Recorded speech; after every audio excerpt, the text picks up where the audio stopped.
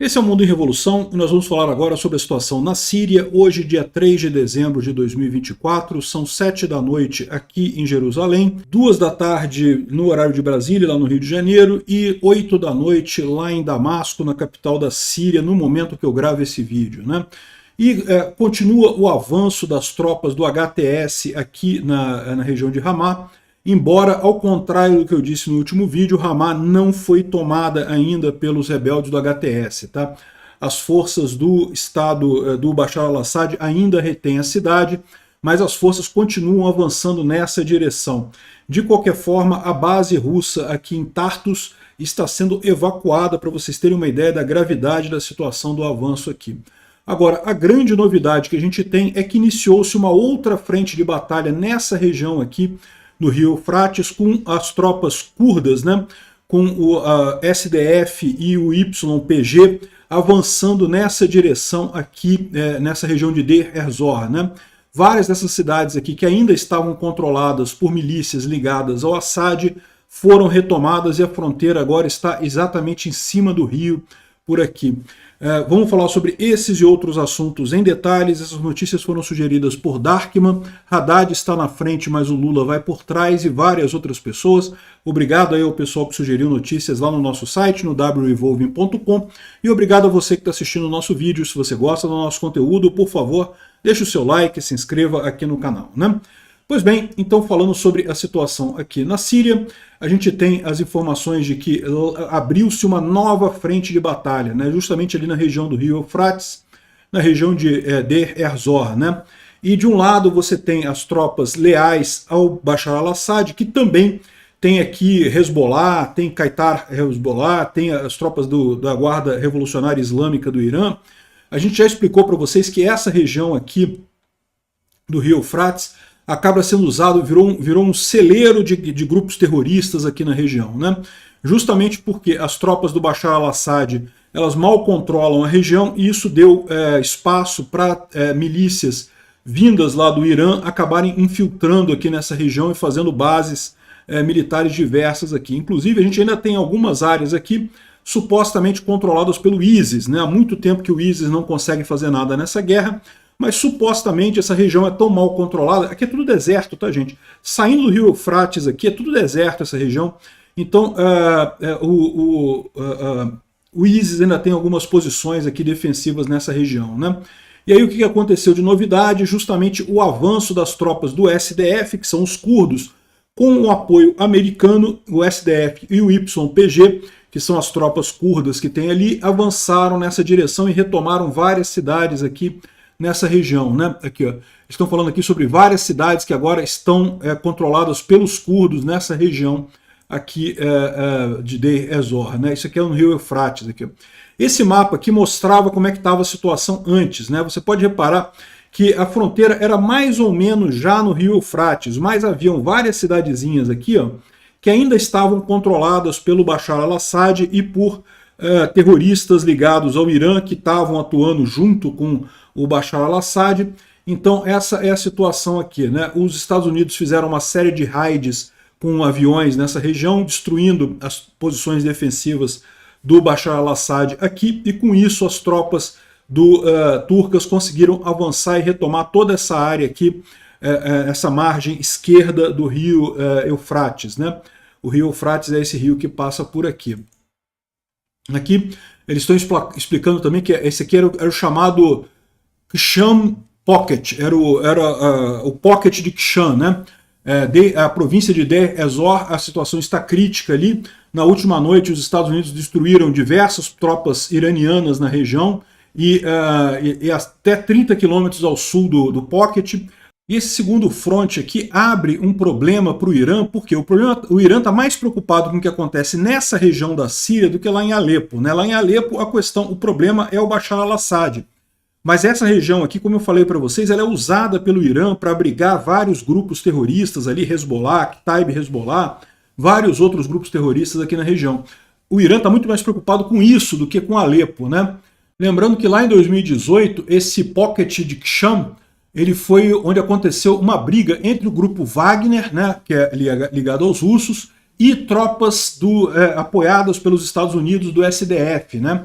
os mercenários do Wagner queriam tomar essa área aqui porque tem muito petróleo nessa região, né? Inclusive isso aqui é uma zona de exploração de petróleo, coisa e tal, que tem nessa região. O pessoal do grupo Wagner, com o apoio do Bashar al-Assad, tentou avançar e chegar até aqui. Não conseguiram, tá?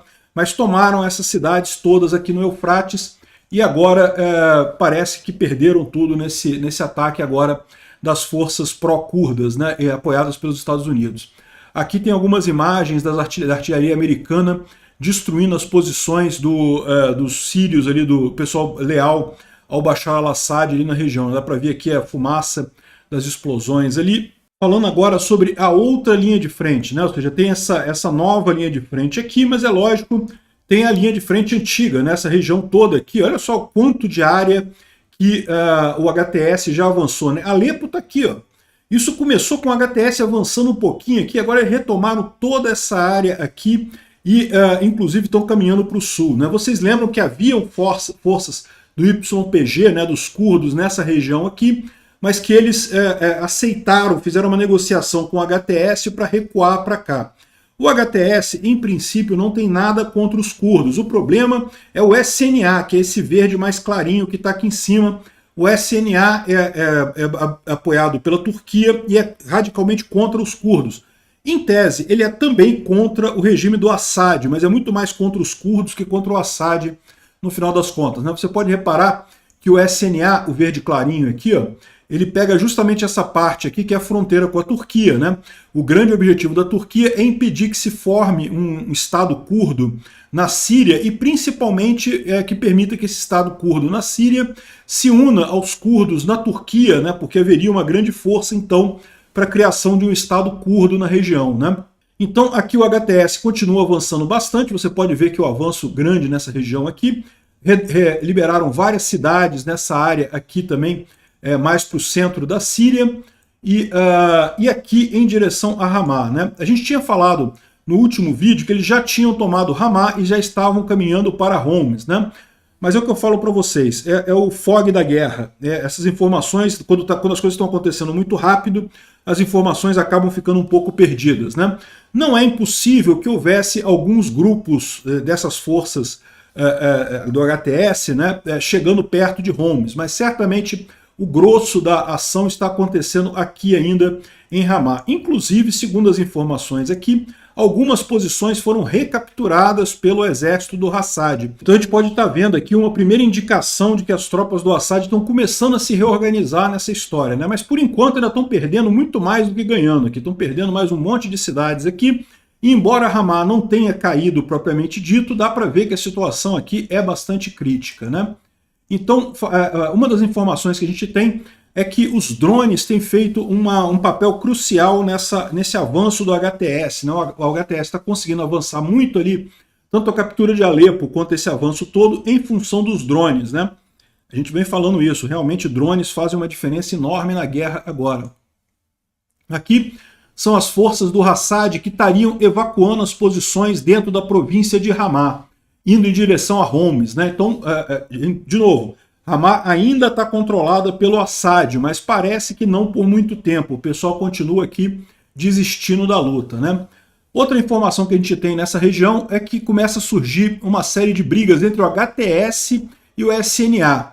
Então lembra, o HTS é esse verde mais escuro aqui, quem está fazendo essa operação toda aqui é o HTS, tá, gente? O SNA é esse verde mais claro aqui, são as tropas apoiadas pela Turquia, mas em princípio os dois são muçulmanos, são a favor, são contra o Assad, coisa e tal, mas no final das contas parece que está tendo algum tipo de briga aqui, ó. Houve uma indicação aqui de que eles expulsaram o pessoal do SNA, exigindo o controle sobre algumas áreas que estão naquela região.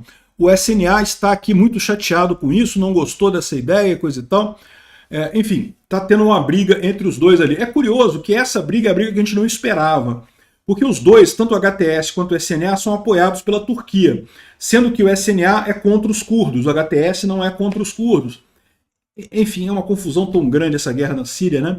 A gente esperava que houvesse briga entre esse pessoal e os curdos, mas parece que não. Os curdos entraram em acordo com eles e não está tendo briga nenhuma com os curdos, mas está tendo entre as duas facções apoiadas pela Turquia.